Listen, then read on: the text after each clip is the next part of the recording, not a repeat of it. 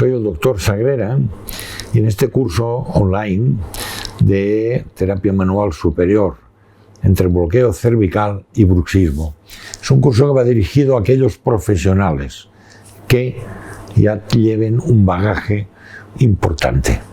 Saber que muchas veces problemas de tensión bucal pueden venir y tener su origen, su repercusión en las cervicales. Este curso va dirigido a todos los masajistas, porque no vamos a enseñar ninguna maniobra peligrosa, pero sí efectiva.